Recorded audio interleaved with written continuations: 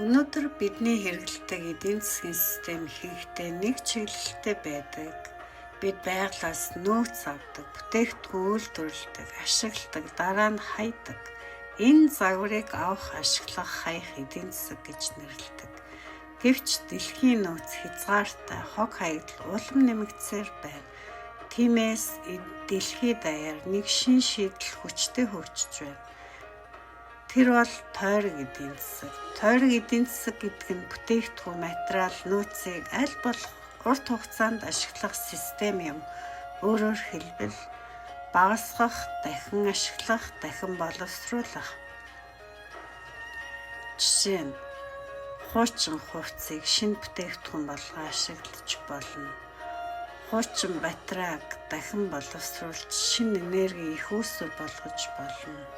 Ингэснээр бид хог хаягдлыг багасгаж, байгаль дэлхийг хамгаалж, ирээдүйн эдийн засгийг илүү тогтвортой болгоно.